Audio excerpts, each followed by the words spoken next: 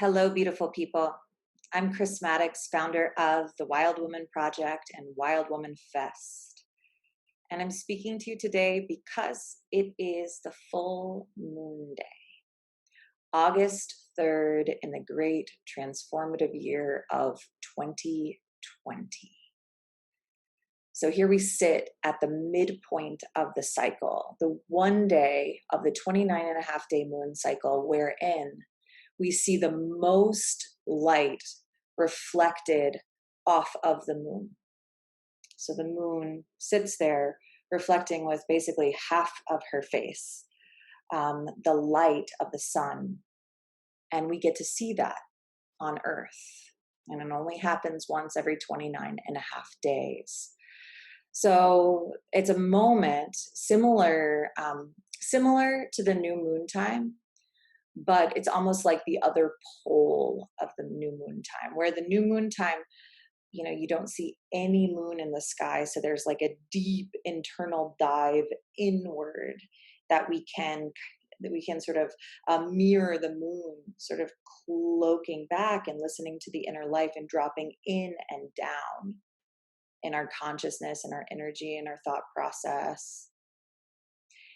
So at the full moon time, it's the opposite. It's up and out, up and out. Can think of like fountain energy. And it's a time of release. It's a time of kind of, you really think about anything in nature this way, but particularly the moon has so much to teach us if we look at the movements of the moon metaphorically as a kind of teaching in their own right. So the moon is really embodying this, like really reflecting light, keeping in mind always that there's a whole other part of the moon back there that we don't see, the dark side of the moon. But this one side is at peak light. So there's something there in full moon time around a dynamism between that which is like deep and dark and that which is light. And that they're both really, really, really gifts and beautiful and totally, completely part of our physical reality in so many different ways, dark and light. A lot of our great myths are stories about these kind of battles between dark and light. And I think one of the things that we're learning collectively over time is that it's like a deconstruction of the idea that darkness is bad, and an acceptance that darkness poses its own kind of gift and makes its offering to us.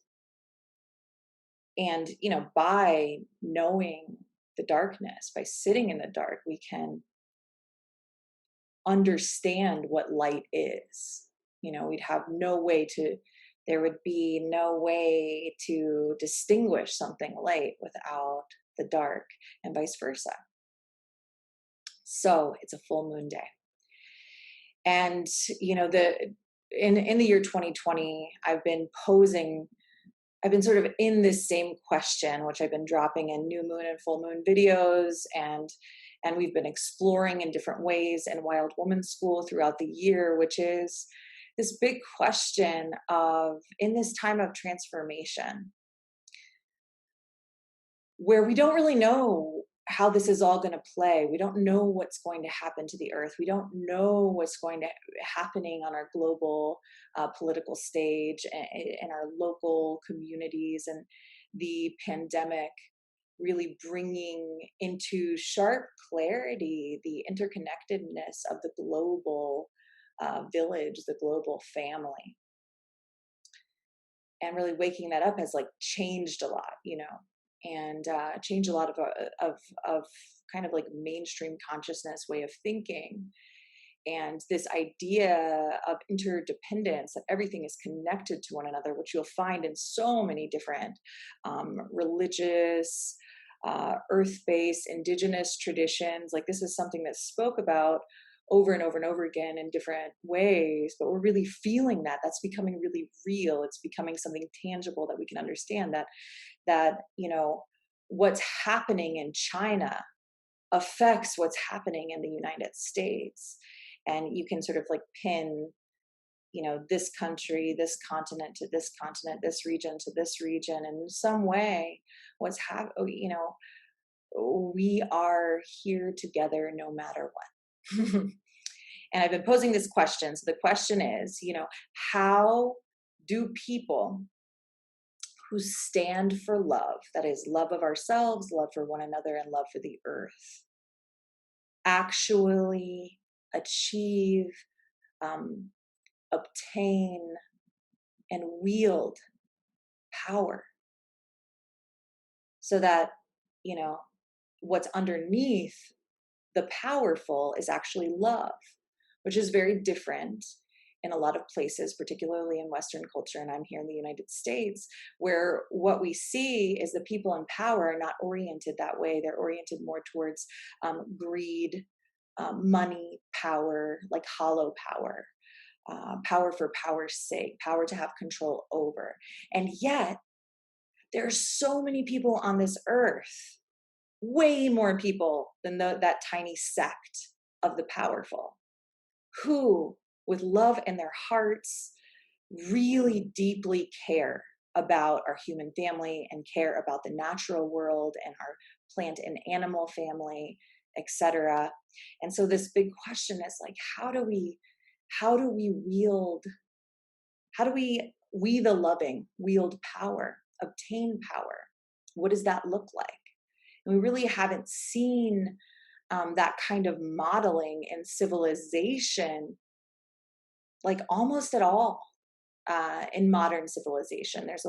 There's much to be said about looking at the ways that hunter-gatherer tribes lived, which are, no matter where you're from on earth, like 95% of your ancestors were hunter-gatherers. It's only until very recently we've been trying to organize in this way. And to great detriment to the planet, and to our relations with one another. And so, like, part of the project of being a human right now, being alive, and particularly being an adult in the year 2020, is really kind of like asking us, are our systems working? How do we change them? And, skillfully. And so this is like the big question. I can go on talking about this, and I probably actually will continue to talk about this for a very long time. I hope it doesn't come very, very boring to you. But each time I want to approach it from a different angle. So I want to offer one answer to this question of, how do people who stand for love obtain and wield power? It's a very simple idea, which is build altars everywhere. Build altars everywhere. So an altar, religion doesn't have a monopoly on altars. Anyone can make an altar. An atheist can make an altar. An agnostic can make an altar. And anyone from any tradition can make an altar. An altar is a physical something that is put together with intention and connected to what is sacred to the person or people that are making it. So an altar,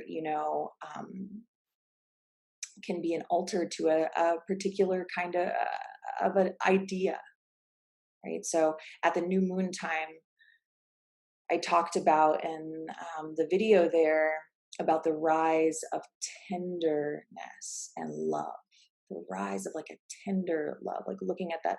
So if I wanted to make an altar to tender love, I could make that altar in the form of a garden. I could make it on my windowsill. I could make a birdhouse that could be an altar. I could write a poem that could be an altar. Because basically, what the making of an altar is taking an idea and really holding it in your body, in your consciousness, tuning into whatever it is, and then making something tangible, making something you can touch or read, something that's bringing something from the spiritual into the material world. So, an altar can be a sign that you make for a protest. An altar can be a meal you make for those that you love. There are no limits to what an altar can be. But what makes it an altar is that it's imbued, it is made with meaning and sincerity. So you can think about that, like in your life. There's a way in which you can think about every activity you do, from waking up and making your bed, brushing your teeth, taking a shower, making breakfast, whatever your day entails, making lunches for your kids, you know, whatever, making music, making a song. Every single thing that you do can be a ritual. And everything you make can be an altar. So I want to offer that idea up on the full moon for you to play with and to experiment and ask yourself, what altars am I making today? And have fun with it. How can we make the world more beautiful? How can we keep bringing meaningful ideas that reflect the best of our humanity and making physical things that we can show to one another?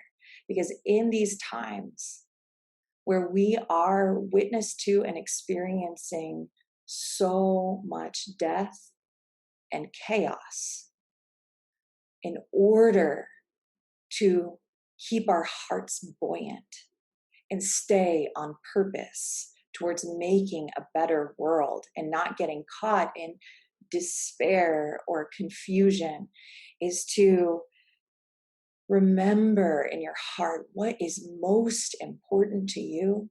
What do you believe in this life? What do you stand for?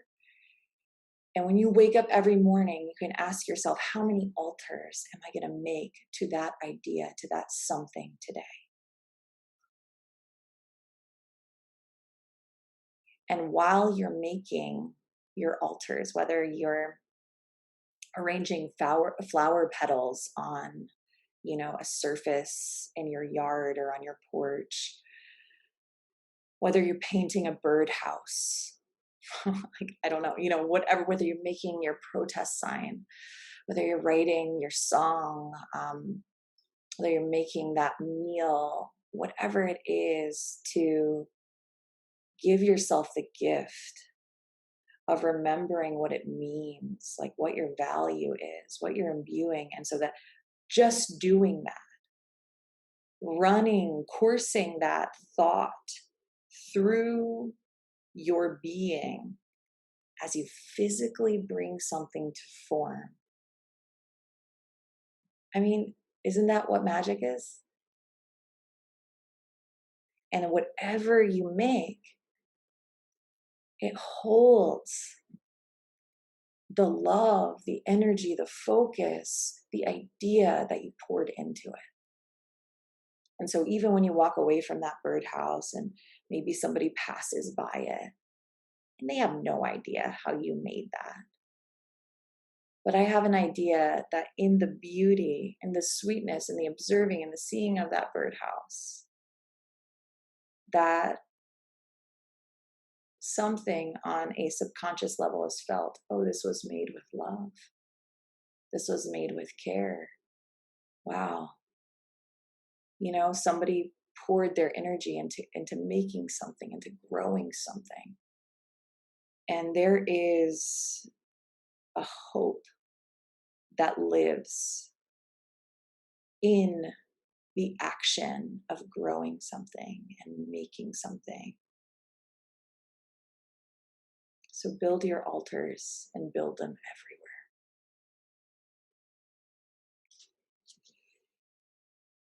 I hope you'll join me for Wild Woman School. We're going to talk about tending the heart tending, and really thinking about, just like the anatomical heart is the center of the circulatory system and it's really essential. The spiritual heart is the center of the inner guidance system. So heart tending to our grief, tending to forgiveness, tending to our joy, tending to the stuff of the heart and feeling and experiencing, and is really, really important to keeping the inner guidance system clear so that we can be really intentional and useful and skillful in the way we're living. So I hope you'll join us for that community ritual. We'll do all sorts of stuff. It's like storytelling. We'll listen to music together. We will do breath practice. We'll journal. We'll share, etc., etc., etc. So that's on August 13th. Link below this video, and we have plenty of scholarships available if you're unable to pay for registration. If you click that link, you can learn how to receive a scholarship. And in 2 weeks from now, there will be new moon circles happening. A ton of them are online. So you can see the full list of our moon circles that happen.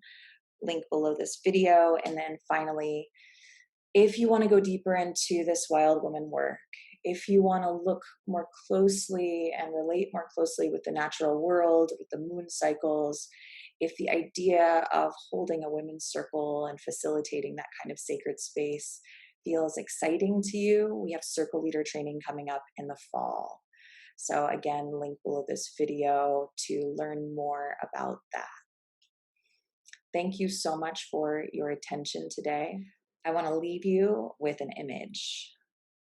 So this is from the Next World Tarot, which I highly recommend, particularly if you find the traditional Rider-Waite to be patriarchal and imperialistic.